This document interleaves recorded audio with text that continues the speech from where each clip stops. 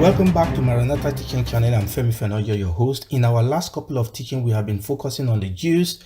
This focus on the Jews is necessary because Jerusalem is the central location against which end-time events are going to unfold. Last teaching, we looked at how God preserved the Jews, oftentimes despite themselves. God, in fulfillment of his prophetic will, restored the Jews back to their ancient land in 1948. Jeremiah 33:7 says, I will bring Judah and Israel back from captivity and will rebuild them as they were before. Since the founding of the modern state of Israel up till today, Israel has survived some terrible conflict and war. Through all these, Israel has neither perished nor lost its national identity. Today, I will first do a quick exploration of the so-called Six-Day War of 1967 as a template of all other wars after the rebirth of the State of Israel. It will help us to see what is the real cause of the conflict in the Middle East and why all Middle East peace treaties so far has failed. Oftentimes, the conflict in the Middle East is presented as conflict over occupation of lands. Therefore, peace in the Middle East is always predicated on Israel giving up more and more land to the Palestinians. But does the secret to peace in the Middle East really lie in reallocation of land and in moving boundaries? If we have learned anything at all from the history of the Middle East conflict, it is that land is not the primary issue. Simply put, the primary issue in the Middle East conflict is the right of the Jews to exist. The right of the Jews, just like any other nation, to exist and live in peace and security. At the heart of this conflict is the question of God, the God of Abraham, Isaac, and Jacob, the God of Hebrews, the God of the Jews that gave them the land. The Middle East conflict is ultimately a denial by nations of the existence of God and a rebellion of the nation against the authority of God. These powerful nations and international groups like United Nations are openly and unashamedly biased against the Jew. This is the same spirit we've seen in Pharaoh of Egypt, Nebuchadnezzar of Babylon, both world power in their own time. Exodus chapter 5 verses 1 and 2. And afterward Moses and Aaron went in and told Pharaoh, Thus saith the Lord God of Israel, let my people go, that they may hold a feast unto me in the wilderness. And Pharaoh said, Listen, who is the Lord, that I should obey his voice to let Israel go? I know not the Lord, neither will I let Israel go. In Daniel chapter 3 verse 15, Nebuchadnezzar threatened Shadrach, Meshach, and Abednego, But if you worship not, you shall be cast the same hour into the midst of a burning fiery furnace. And who is that God that shall deliver you out of my hand? Also in 1 Samuel chapter 17, we see this same conflict played out between Goliath the Philistine and David the Israeli. Verse 45, and then David said to the Philistine, Thou comest to me with a sword and with a spear and with a shield, but I come today in the name of the Lord of hosts, the God of the armies of Israel, whom thou hast defied. Of course, God intervened in all these cases and delivered his people from the might of Egypt, Babylon, and Philistine. I will jump ahead of myself and mention here that sooner than later an international coalition of armies in fulfillment of Bible prophecy will march against Israel. This army will appeal to United Nations resolution as a legal justification for this attack on Israel, but their real motive is much more sinister and deadly. But again, God will defeat these great armies and he will rescue his chosen people once again. This will be the focus of future teaching. I will now focus back on the Six-Day War of 1967, again using it as a template of all other wars after the rebirth of the State of Israel. This will be a case study of the real cause of the conflict in the Middle East. As stated in previous teaching, at the end of 1948 Independent War, a set of agreement was signed between Israel, Egypt, Jordan, Lebanon, and Syria called the 1949 Armistice Agreement, which established the armistice line between Israel and its neighbor, also known as the Green Line. Jordan took control of the West Bank and Egypt took control of Gaza.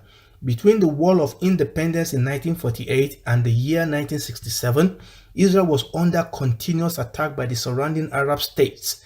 The threats, although serious, were less intense in the latter part of the decade up until the spring of 1967, when the threat of a catastrophic war loomed on Israel's horizon. We will focus on the period between May and June 1967 prior to June 5th, the date on which the war began.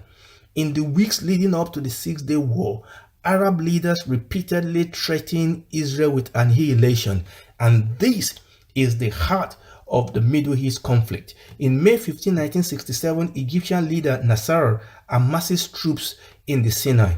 May 16, Nasser threatens UN Secretary General and expels the United Nations Emergency Forces from Sinai. May 18, Syria amasses troops in the Golan Heights. May 20, Hafez al-Assad, then Syria defense minister, makes this statement: "Our forces are now entirely ready not only to repulse the aggression but to initiate the act of liberation itself and to explode the Zionists present in Arab homeland. The Syrian army with its finger on the trigger is united. I, as a military man, believe that the time has come to enter into a battle of annihilation." May 22nd, Nasser shut down the Straits of Tehran, preventing Israeli merchant ships from crossing through the Red Sea to the Indian Ocean.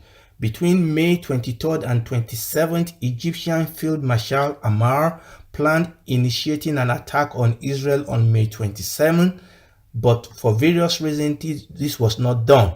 He said, "This time we will be the one to start the war," meaning to hold the military initiative on the field. May 27, Nasser said, "Our basic objective will be the destruction of Israel. The Arab people want to fight." May 28, Nasser again said, "We will not accept any coexistence with Israel.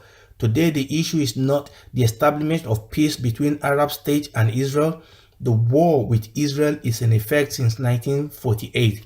May 30, Jordan and Egypt strike a mutual military pact against Israel. Hussein makes the following statement: "The armies of Egypt, Jordan, Syria, Lebanon are poised on the borders of Israel to face the challenge, while standing behind us are the armies of Iraq, Algeria, Kuwait, Sudan, and the whole Arab nation. This act will astound the world. Today they will know that the Arabs are arranged for battle. The critical hour has arrived. We have reached the stage of serious action and not declaration." 1st of June, at King Hussein's request, massive Iraqi ground troops enter Jordan heading west. President Abdurrahman Aref of Iraq makes this following statement: "The existence of Israel is an error which must be rectified. This is our opportunity to wipe out the ignominy which has been with us since 1948. Our goal is clear: to wipe Israel off the map." June 4, Iraq officials joined Egypt, Syria, and Jordan military pact against Israel.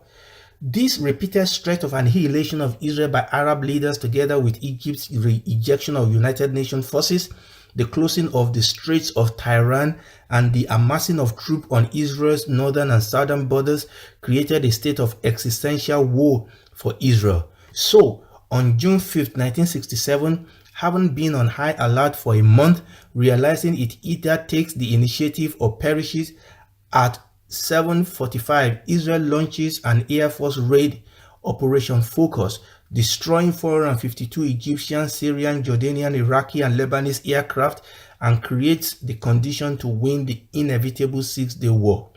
The war lasted only 6 days, but ended with Israel gaining control of an area 3 times its size. This is now called the Purple Line. And this area now included the West Bank, which include East Jerusalem from Jordan, Golan Heights from Syria, Sinai and Gaza from Egypt, although Israel will eventually relinquish Sinai as part of peace treaty with Egypt.